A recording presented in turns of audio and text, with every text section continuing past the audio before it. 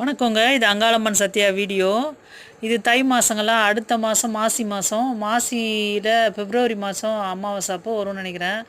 அந்த மயான கொள்ளை அந்த அம்மா மயான கொள்ளைக்கு அப்படி வரும்போதே அப்படி ஒரு கம்பீரமும் அப்படி ஒரு அழகும் அத்தாடி அத்தா சொல்லவே வார்த்தை இல்லை. நல்லா கபால மாலை மண்டை ஓடு மாலை போட்டுக்கிட்டு அந்த அம்மா வர கம்பீரம் இருக்குது பாருங்கள், தலைவிரி கோலமாக. அப்படி அந்த சிலையே அவ்வளோ அழகாக இருக்கும். அந்த அம்மாவே வரா மாதிரி அவ்வளோ அழகாக ஒரு ஊர்கள்லேயும் மயான கொள்ளை நடத்தும் போது அந்த அம்மா தேர் வரும்போது பார்த்தா அப்படி ஒரு அழகாக இருப்பாங்க. மலையனூர்லேயும் அது நடக்கும்னு நினைக்கிறேன், ஆனால் நான் போனதில்லை.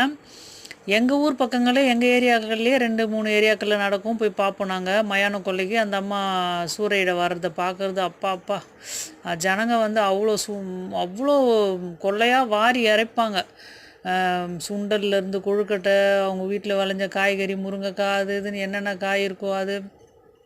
அப்புறம் கோழிங்களை கூட உயிரோட கோழிகள்லாம் தூக்கி போட்டு நான் பார்த்துருக்கேன். அந்த அம்மாவுக்கு சில்லற காசு அப்படி வாரி எரிப்பாங்க.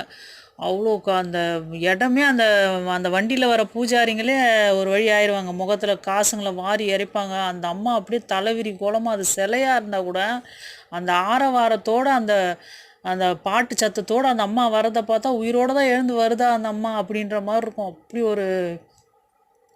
வார்த்தையே இல்லை அதை சொல்கிறதுக்கு. ஆனாலும் அது மாதிரி நம்ம மயான சூறைக்கு அந்த அம்மா வரும்போது குறுக்க போய் நிற்கிறதோ எதுவும் போகாதீங்கன்னா அந்த இடத்துல போகாதீங்க. ஏன்னா எதுக்காகனா அது காரணமாக தான் சொல்லுவாங்க. நானுமே அப்படி ஒரு திருவிழாவில் அப்போது அது மாதிரி குறுக்க போனேன்.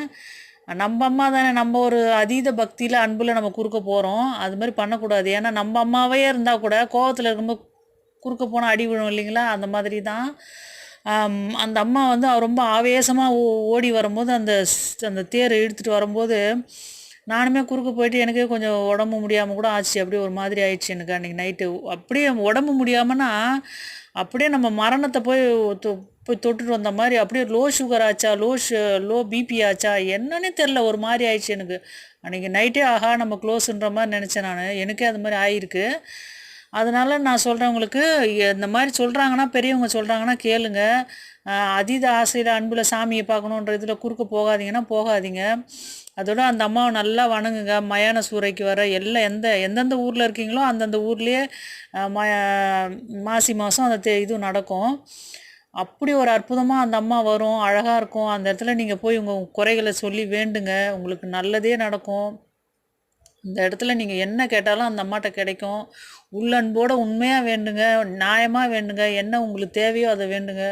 அது அற்புதமாக நடக்கும். அந்த அம்மா ஆசீர்வாதம் உங்களுக்கு எல்லாருக்குமே உண்டு. வாழ்க வளமுடன்.